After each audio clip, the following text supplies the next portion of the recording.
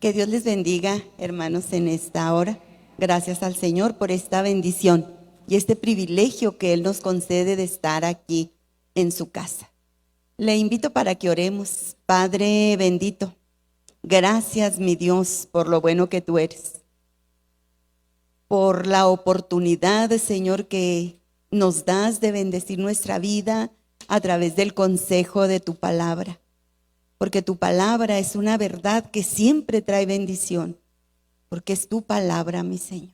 Gracias. Permite que nuestra mente, nuestro corazón esté atento a lo que tú tengas, a esa bendición del cielo que tienes para nuestra vida. En el nombre precioso de Jesús te lo pedimos. Gracias, mi Dios. Amén. Gracias al Señor. Estoy agradecida con el Señor porque me permitió esta semana ir a conocer a mi nieta, a María Emilia. Y fíjese que estaba allá y acompañé a Omar a su enseñanza.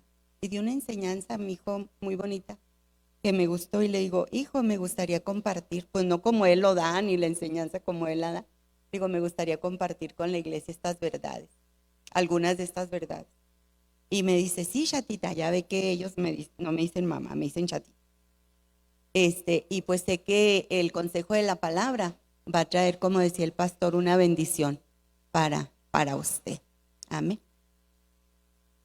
Hermanos, cuando nosotros estudiamos la Biblia, estudiamos la palabra de Dios, nos damos cuenta que la Biblia es un conjunto de libros.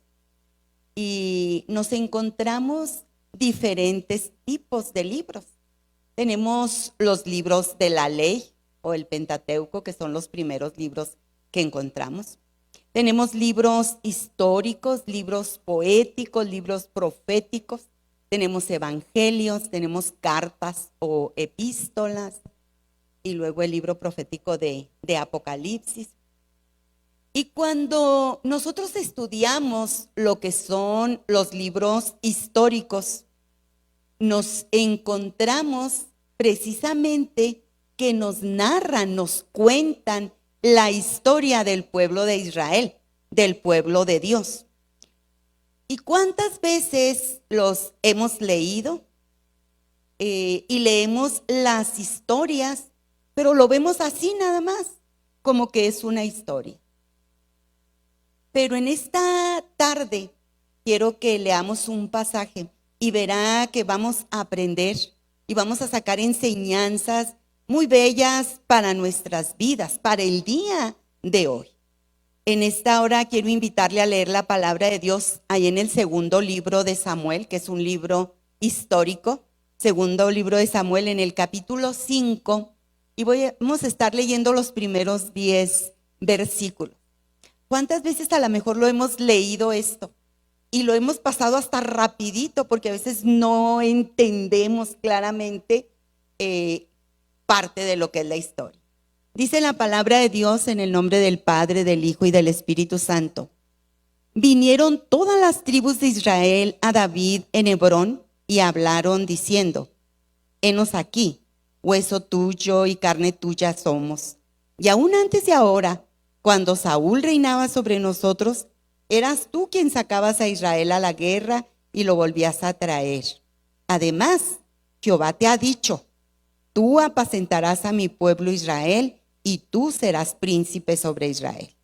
Vinieron pues todos los ancianos de Israel al rey en Hebrón, y el rey David hizo pacto con ellos en Hebrón delante de Jehová, y ungieron a David por rey sobre Israel. Era David de 30 años cuando comenzó a reinar y reinó 40 años. En Hebrón reinó sobre Judá 7 años y 6 meses. Y en Jerusalén reinó 33 años sobre todo Israel y Judá. Entonces marchó el rey con sus hombres a Jerusalén contra los jebuseos que moraban en aquella tierra, los cuales hablaron a David diciendo, tú no entrarás acá, pues aún los ciegos y los cojos te echarán. O sea, queriendo decir, David no puede entrar acá. Pero David tomó la fortaleza de Sión, la cual es la ciudad de David. Y dijo David aquel día, Todo el que hiera a los jebuseos suba por el canal y hiera a los cojos y ciegos, aborrecidos del alma de David. Por esto se dijo, ciego ni cojo no entrará en la casa.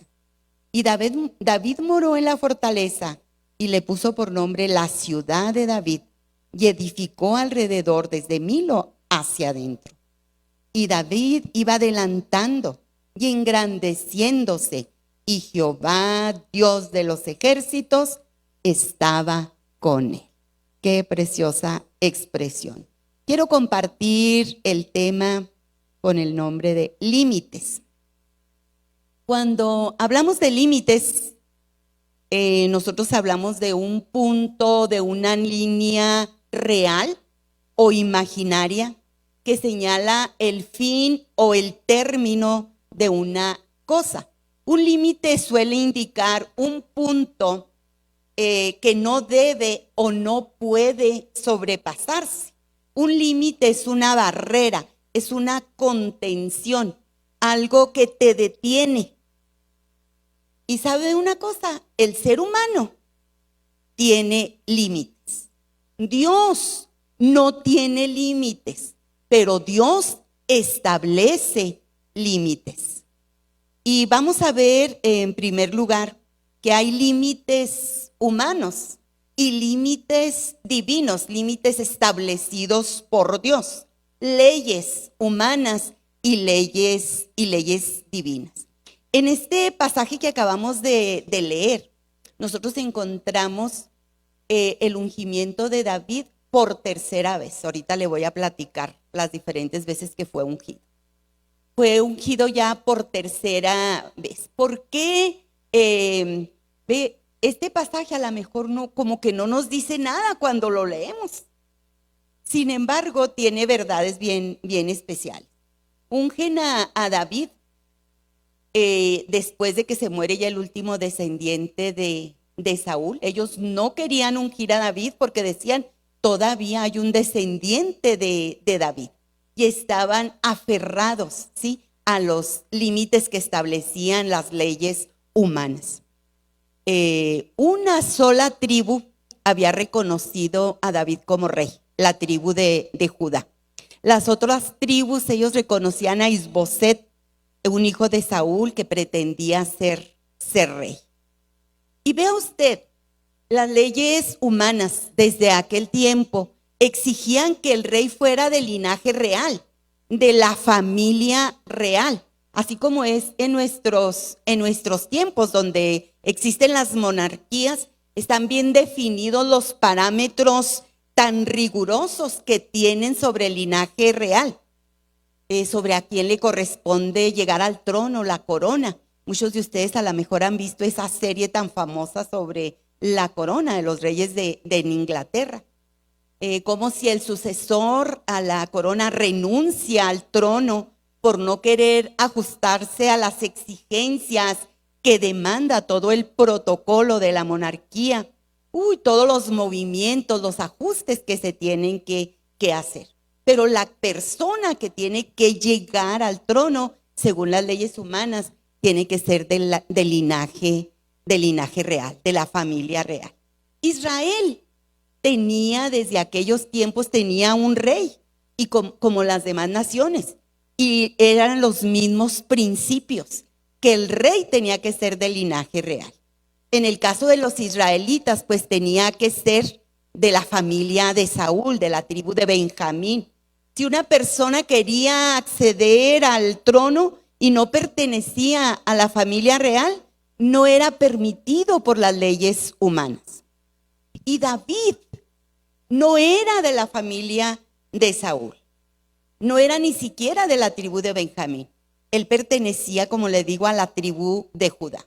Entonces, según la ley del hombre, no podía acceder al trono, pero según la ley de Dios, el único requisito que pedía Dios era que fuera del linaje bendito, que perteneciera al pueblo de Israel, que fuera del pueblo de Dios. Era la única limitante que Dios había establecido. Y claramente Deuteronomio 17:15 nos dice de la siguiente manera: hablando el Señor desde los tiempos de Moisés, todavía cuando ni siquiera los israelitas tenían rey. Pero fíjese lo que Dios les dice: ciertamente pondrás, porque Dios conoce nuestro futuro y Dios conocía el futuro del pueblo de Israel. Ciertamente pondrás por rey sobre ti al que Jehová tu Dios escogiere. De entre tus hermanos pondrás rey sobre ti. No podrás poner sobre ti a hombre extranjero que no sea tu hermano. La ley humana decía el linaje que tenía que ser del linaje real. La ley divina tenía que ser del linaje bendito. Tenía que pertenecer a la nación de Israel, ser de alguna de las 12 tribus. Esto era suficiente para ser considerados como hermanos. Y esta inclusión en el plan maravilloso y especial de Dios de considerar a todo su pueblo, nos hace ver que Dios tiene un plan, que el plan de Dios es un plan colectivo, que no es selectivo. Y este hecho nos muestra a nosotros algo maravilloso, porque como fue en aquel tiempo, sigue siendo hasta el día de hoy el plan de Dios para la vida del ser humano un plan colectivo, no es selectivo. Y esto nos lleva a pensar en el maravilloso amor de Dios y en ese plan eterno de salvación. Es para todos la oportunidad. No es para unos cuantos. Lo que Dios tiene, lo que Dios nos ofrece a través de Cristo Jesús a todas las personas, queda muy claro en un texto que todos sabemos, porque es el corazón de la palabra. Ahí en el Evangelio de San Juan, en el capítulo 3, el verso 16, dice claramente la palabra: porque de tal manera amó Dios al mundo que ha dado a su Hijo unigénito, para que todo aquel que en él cree no se pierda, mas tenga vida eterna. Qué especial, es para todos, no es para unos cuantos. Es para todo aquel que crea en Cristo y que sea salvo. Cuando nosotros atendemos al llamado a la salvación en Cristo, es decir, cuando nosotros decidimos recibirlo en nuestro corazón, nos constituimos en hijos de Dios. Decidimos entonces, al aceptar a Cristo en nuestro corazón, que queremos ser parte del pueblo de Dios, de la nación santa, del linaje escogido. Y entonces tenemos la oportunidad de recibir estas bendiciones que Dios tiene. Y es maravilloso lo que Cristo hace por nosotros. Mire, cuando lo recibimos, lo aceptamos, ese sacrificio precioso que Él hizo en la cruz del Calvario, cuando ponemos nuestra fe en Él, es algo maravilloso. Y me gozo porque a partir de ahí, de ese momento, nosotros somos llamados nación santa, un pueblo adquirido por Dios. Somos reconocidos como un linaje real, como un linaje bendito, de una manera espiritual, porque ninguno de los que estamos aquí pertenecemos a las 12 tribus de Israel. No somos judíos, no somos hebreos, somos mexicanos. Pero en Cristo Jesús, por medio de su sacrificio, cuando lo recibimos, Él nos hace parte de ese pueblo espiritual bendito de Dios, de ese linaje bendito del Señor, porque somos parte del linaje de Cristo, según lo atestigua la palabra ahí en el libro de los Efesios, en el capítulo 2, el verso 12 y el verso 13. Mire qué clara la palabra. En aquel tiempo estabais sin Cristo, alejados de la ciudadanía de Israel y ajenos a los pactos de la promesa, sin esperanza y sin Dios en el mundo. Pero ahora en Cristo Jesús, vosotros, o sea, nosotros, sí, que en otro tiempo estábamos lejos, hemos sido hechos cercanos por la sangre de Cristo. ¡Qué especial! Antes estábamos lejos, pero ahora en Cristo tenemos derecho a toda la bendición del cielo. Desde el trono de Dios hay bendición para nuestra vida, porque el plan de Dios sigue siendo un plan colectivo, no selectivo. No me dejará mentir que habemos personas que a lo mejor no teníamos la más mínima probabilidad, ni la capacidad de encontrar gracia en Dios. Pero hoy, en esta tarde, estamos aquí porque Dios nos alcanzó con su favor, con su gracia, extendió su misericordia hasta nuestras vidas. Yo le decía en la mañana al pastor, les platicaba a los hermanos que el día que el pastor fue electo como superintendente adjunto allá en el concilio, comentábamos que quién iba a imaginar que un hombre, como él lo ha expresado, hijo de un campesino, de un rancho, sencillo, sin una preparación académica elevada, llegara y ya por segunda vez a ocupar este cargo. Le dábamos gracias a Dios y lo único que pudimos entender y reconocer y sobre todas las cosas agradecer en ese momento era que solo por la gracia y el favor de Dios, porque Él es un Dios incluyente, porque Él es un Dios colectivo, porque no es un Dios selectivo, porque no hace acepción de personas. Y agradecerle a Dios esa misericordia y ese favor en la vida de nuestro pastor. Y qué maravilloso, hermanos, saber que todos nosotros en algún tiempo estábamos lejos de todas las bendiciones, de todos los privilegios del cielo, pero que ahora en Cristo somos hechos cercanos por la sangre de Cristo que nos ha hermanado. Somos parte de ese pueblo y podemos recibir todas las bendiciones que el cielo tiene para nuestra vida. ¿Se goza por ello? Yo sí, y alabo al Señor por eso. Siguiendo con la historia, le invito a ver los límites en el tiempo. Le decía yo ahorita que David tuvo 3 ungimientos como rey. Cuando leemos la historia en el primer libro de Samuel, ahí lo podemos ver y luego en este capítulo. El primero fue cuando David tenía, no nos dice la palabra exactamente la edad, los escritores, los estudiosos dice que tendría entre unos 15, 17 años, la mayoría dice que 15. Pero era apenas un jovencito David, ¿sí? Cuando fue ungido por Samuel como rey. Usted recordará que Dios ya había desechado a Saúl a causa de la desobediencia de Saúl. Dios lo había desechado y le dijo, ya no va a ser tu reino, no va a ser esa familia real, porque yo he buscado un hombre conforme a mi corazón para que sea el rey de Israel.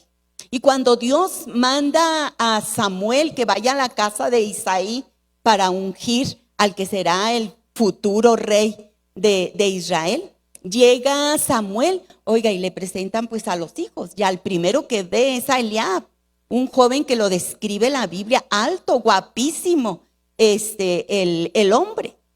Y dice Samuel, no, pues este es. Y luego Dios le dice algo tan especial. Le dice, no mire, el hombre mira lo que está delante de sus ojos.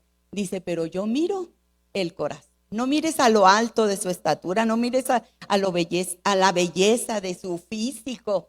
No, dice el Señor, yo miro la belleza del corazón. Oiga, y así pasaron todos los hijos, que han de haber estado muy guapos también, pero ninguno era. Y le dice Samuel a Isaí, ¿son todos los hijos? No, dice, pues allá está otro que está cuidando las ovejas, así como, pues no es tan importante. Dice, pues si no viene, no seguiremos con esto, no nos sentaremos a la mesa. Y es la manera que mandan traer a David. Y cuando llega, Dios le dice a Samuel, este es. Y es entonces cuando se lleva a cabo ese primer ungimiento dirigido por Dios, ese ungimiento del cielo sobre la vida de David. Y cuando lo unge, le dice Samuel que Dios le dice: yo te he puesto como rey de Israel. Pero vea usted lo que pasó, la realidad en la vida de David. Aunque fue ungido, aunque tenía esa promesa, él regresó a cuidar las ovejas.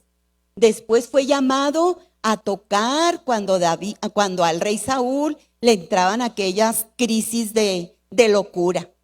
Después él pasó a traer las mejores victorias para el pueblo de Israel. Usted recordará aquella hazaña épica del enfrentamiento de los israelitas con los filisteos y cómo David vence a Goliat.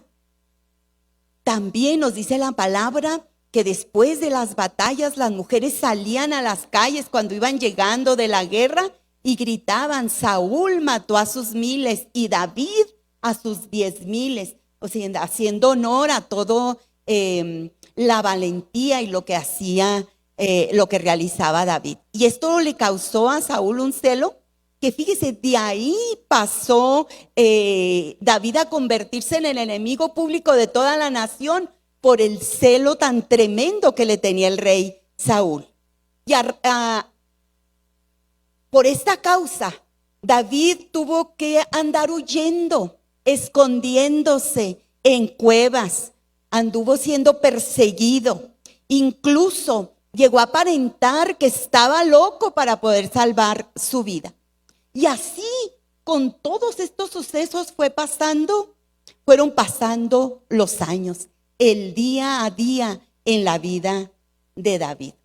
Cuando él llegó a los 30 años, fue su segundo ungimiento. El pueblo lo ungió, pero solamente como rey de Judá.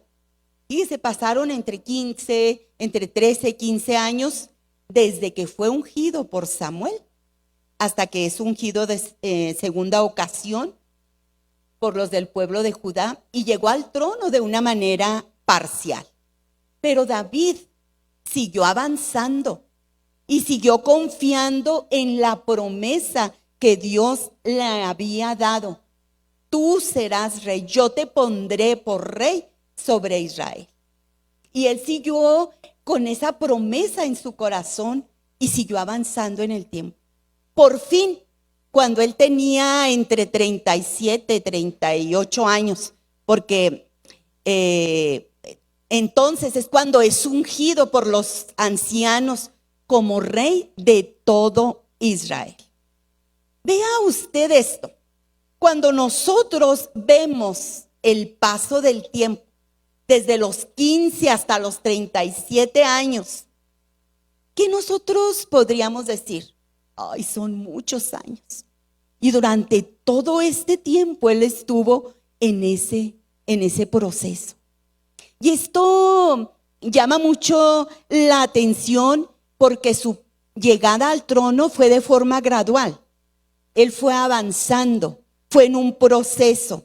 Y en medio de este proceso, la Biblia nos deja bien claro que David fue creciendo, fue madurando en todas las experiencias que él tuvo. Fue madurando en sus experiencias como pastor, fue madurando en sus experiencias como líder. Y todo lo que él anduvo vagando por todos aquellos lugares, por el desierto, por las montañas, a él le sirvió para tener un reconocimiento de todo el territorio que un día él iba a reinar. El tiempo que anduvo como líder le ayudó a no olvidarse de los más vulnerables, de los más necesitados, de los más afectados en la vida. Porque usted recordará cómo empezó su ejército por las personas más sacadas de la sociedad. Sin embargo, David pudo conocer de una manera tan palpable y tan real la necesidad del ser humano.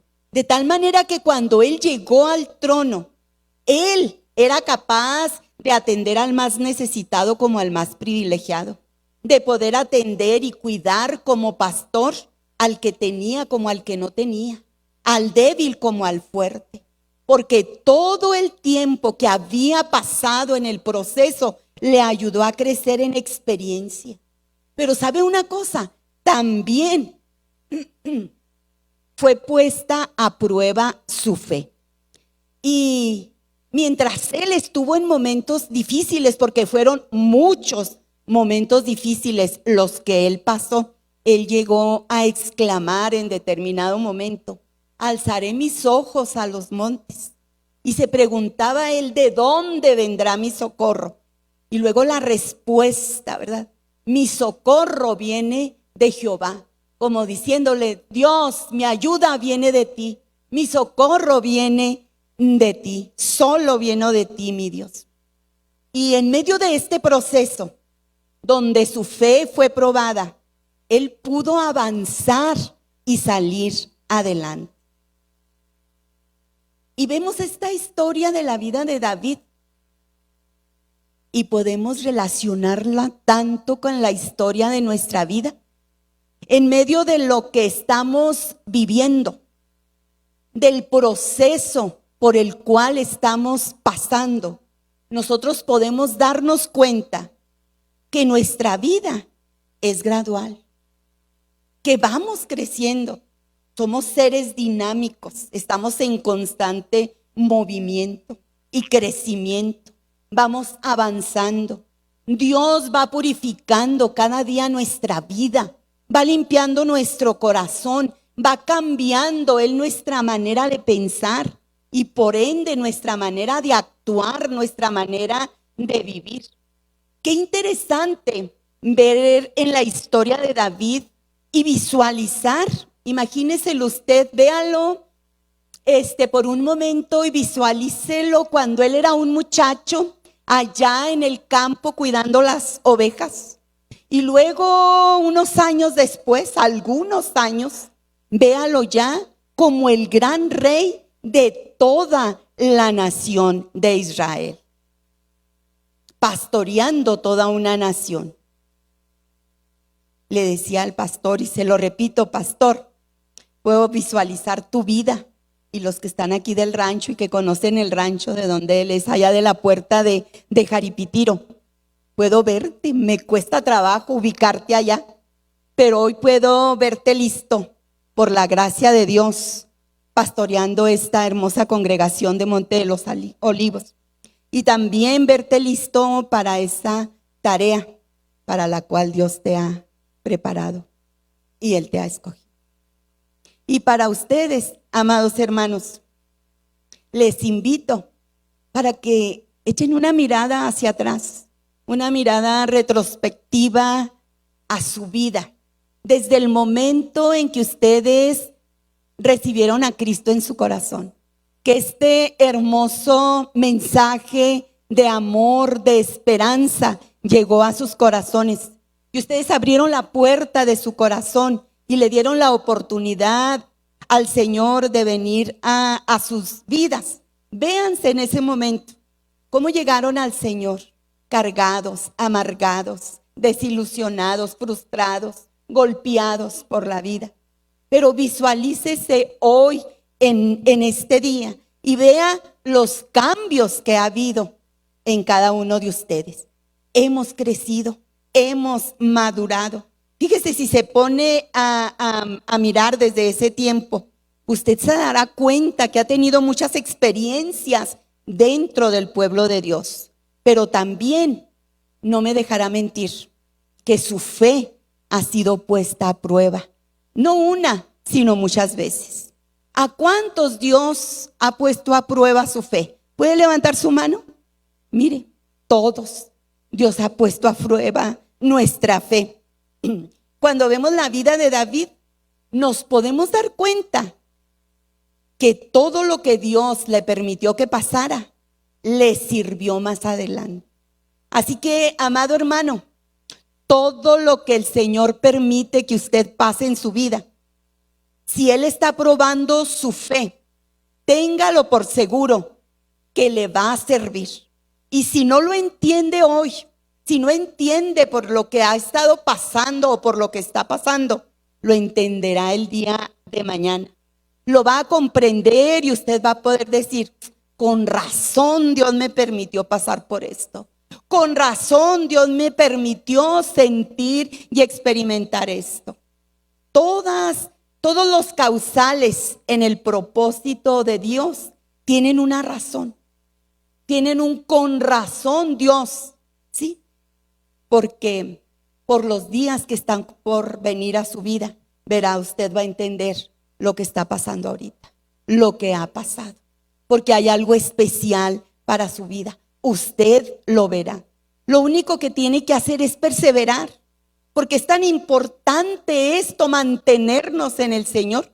El Señor mismo nos llama a perseverar, a mantenernos en esa experiencia en Cristo, a seguir creciendo cada día en medio de nuestra vida, aun cuando nuestra fe está siendo probada. Que aprendamos a permanecer en Él. Y Jesús lo dijo ahí en Mateo 24:13, dice, mas el que persevere hasta el fin, este será salvo. El que persevere en los caminos de Cristo, el que vaya avanzando, aunque en la vida se vaya probando su fe, el que permanezca, el que guarde su vida, el que guarde su fe, el que cuide su salvación, porque es clara la palabra. Solo el que persevere hasta el fin será salvo. Entonces, si Dios está permitiendo que su fe sea probada, recuerde que es para que usted crezca y para que usted permanezca en el Señor. Volviendo a la vida de David, déjeme decirle que aunque él tuvo 3 diferentes ungimientos, el ungimiento para que él pudiera llegar al trono fue el que venía del cielo, el primero, el que hizo Samuel. Y aunque habían pasado mucho tiempo desde aquella promesa, el reconocimiento de Dios fue lo que lo ayudó a llegar a ser el rey de toda la nación. La promesa que Dios le había hecho fue lo que lo llevó a ser el rey de toda la nación. Porque no me dejará mentir, pero Dios siempre cumple su propósito. A Él el paso del tiempo no es un límite. A nosotros el paso del tiempo nos limita tanto. Les decía en la mañana, mire, para subir estos escaloncitos me ayudan, porque ya el paso de tiempo en mi vida me ha limitado tanto, y a muchos de nosotros. Pero a Dios, hermanos, el paso del tiempo no lo limita para cumplir los propósitos que Él tiene para nuestras vidas. Escuche bien esto. Dios va a cumplir en usted su propósito divino a pesar de los tiempos, a pesar de las circunstancias a su alrededor, a pesar de los detalles externos. Dios va a cumplir el propósito en usted. Y la palabra lo deja muy claro. Dice de Números 23:19, Dios no es hombre para que mienta, ni hijo de hombre para que se arrepienta. Él dijo, y no hará. Él habló, y no lo ejecutará. En medio de estas palabras, quiero que usted tome las promesas que Dios le ha dado. No importa cuánto tiempo ha pasado. Recuerde esto, el tiempo no limita a Dios como nos limita a nosotros. No lo limita. Recuerde que las promesas que Dios le ha dado. ¿A cuántos Dios les ha dado promesas? ¿A cuántos les ha dado promesas? ¿Usted las recuerda o ya olvidó porque no se han cumplido? Porque han pasado los años y no se han hecho una realidad. No, mi hermano, recuerde esas promesas que Dios le ha dado, porque si Dios se lo ha prometido, si Dios lo ha dicho, Dios lo va a cumplir a pesar de los tiempos. Vea a David, cuando tenía 15 años le prometo que va a ser rey de Israel, y hasta los 37 años se cumple. A pesar de los tiempos, la palabra bendita, la palabra divina se cumplió.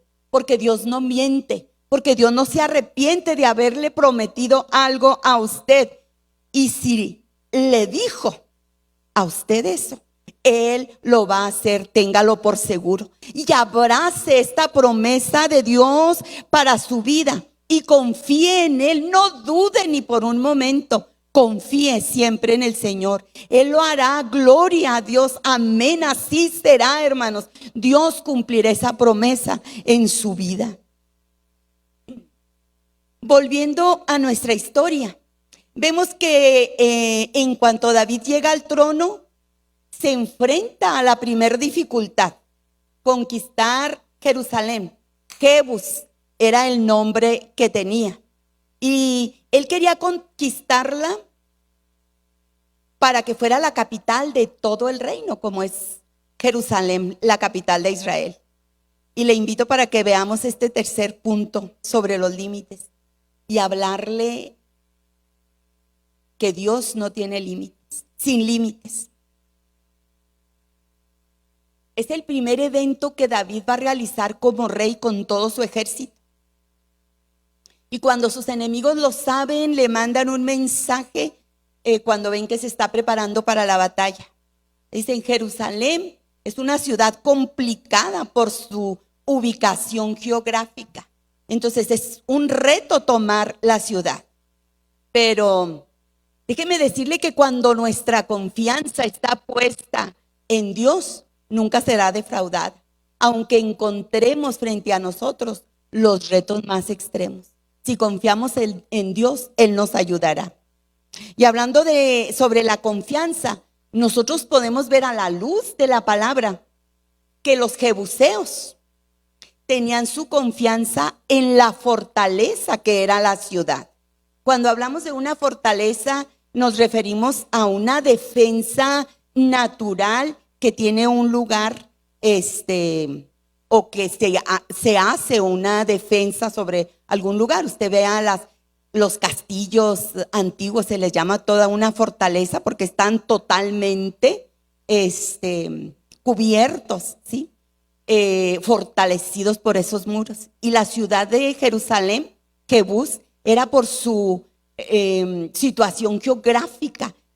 Jerusalén no se facilitaba a ningún reino conquistarla por sus montañas. Eso siempre había sido difícil de conquistar. Por eso es que en las guerras quienes están en la montaña pues llevan siempre la ventaja. Y en esa fortaleza natural era en lo que estaban confiados los jebuseos. Y le mandan a David este mensaje: no entrarás en la ciudad.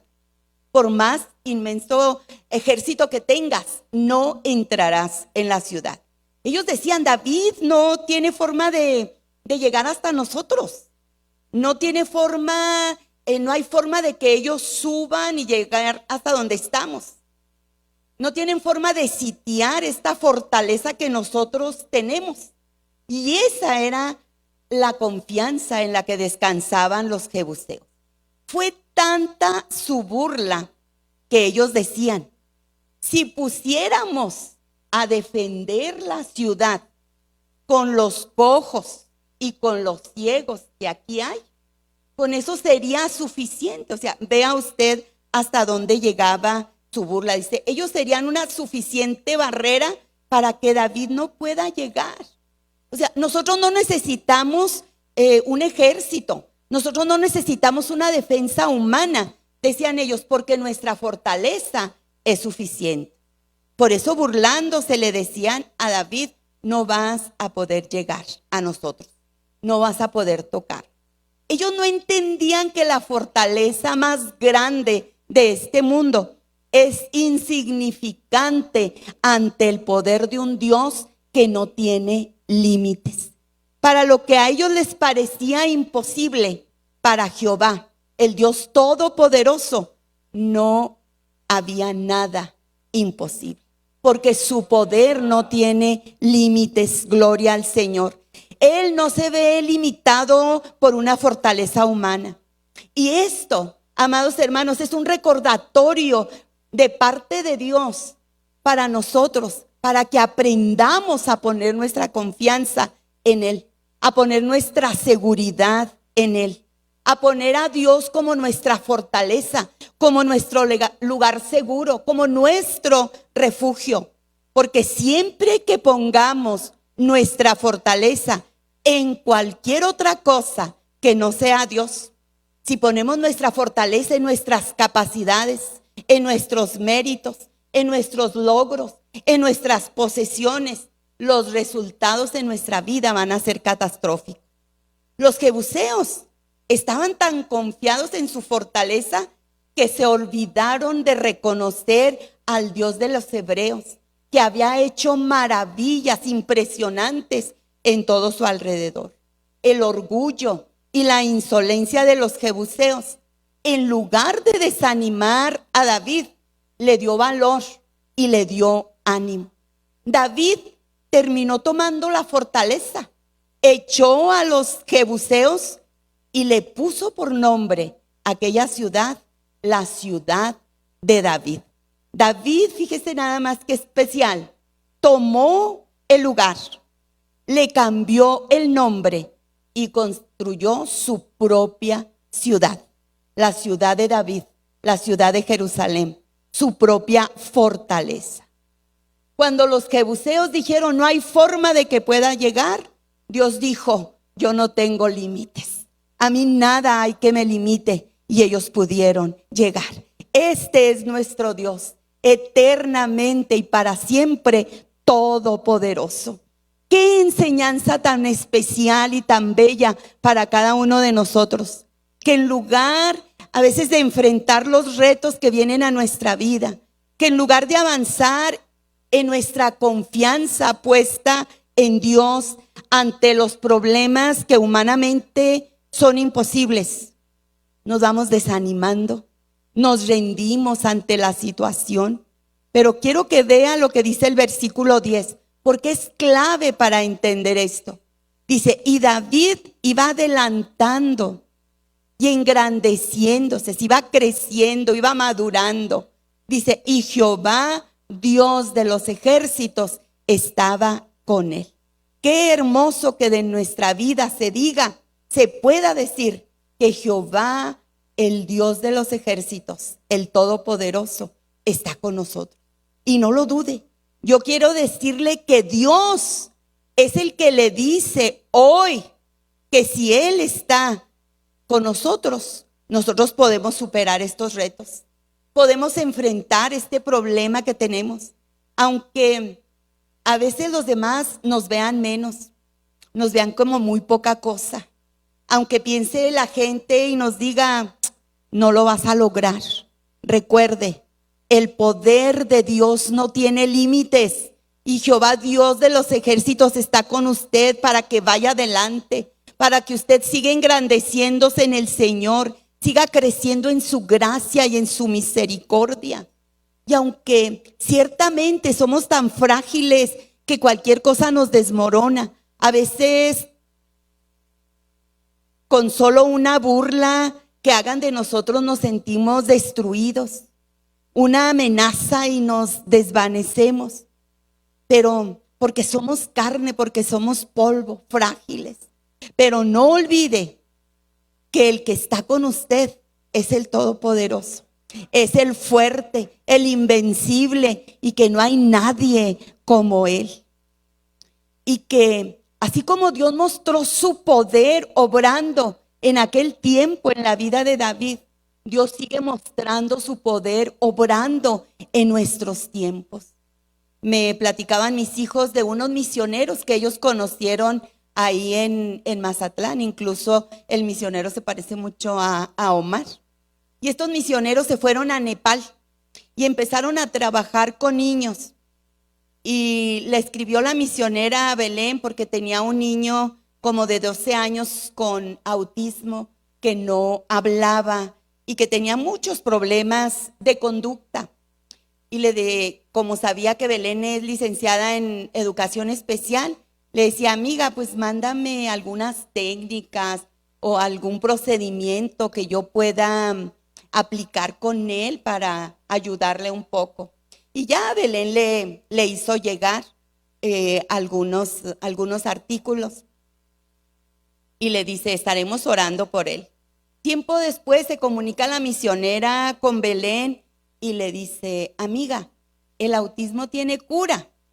Y le dice Belén, no, pues en todo lo que sé, toda la literatura que hay, no. Es un trastorno neuronal y no se cura. Le dice, amiga, pues Dios ha hecho un milagro, le dice la misionera. El niño habló por primera vez y ha cambiado tanto que están todos sorprendidos y agradecidos con Dios. Porque ¿sabe qué? Es el poder obrando, es el poder de Dios, porque el poder de Dios no tiene límites, no tiene límites. ¿Cuál es su problema? ¿Cuál es la fortaleza a la que usted se está enfrentando? Confíe en Dios, deposite su confianza en Dios, porque el poder de Dios no tiene límites. Dios lo hará. ¿Quiere ponerse de pie en esta hora? ¿Qué le parece si le decimos al Señor en estos momentos a través de una oración sincera de nuestro corazón? Y si el Señor está en este proceso probando nuestra fe, dile, Señor, si tú estás probando mi fe, permíteme someterme a tu soberanía. Es muy duro esto que estoy enfrentando. Veo tan difícil de vencer esta fortaleza que está frente a mí. Pero sé que tú tienes un plan grande para mi vida. Ayúdame a esperar en tus tiempos, a no desesperarme, a perseverar y a seguir adelante. Dígale al Señor, Dios, yo quiero caminar contigo y que en medio de mi caminar tú vayas delante de mí. De tal manera que si se presenta un problema, una situación difícil en mi vida, quiero sentir que tú estás conmigo y sé que me defenderás, que me sacarás adelante, porque tu poder no tiene límites. Que vaya en su corazón esta premisa: el poder de Dios no tiene límites. Oremos al Señor, hermanos. Padre maravilloso, Dios bendito y especial, aquí está tu amado pueblo. Y tú sabes, Dios, la lucha, la fortaleza que el enemigo ha puesto enfrente de cada uno de ellos. La fortaleza a la cual ellos están enfrentando. Oh Dios, que puedan sentir en sus corazones tu presencia, que tú estás, y tener esa confianza plenamente depositada en ti, en tu poder, Señor.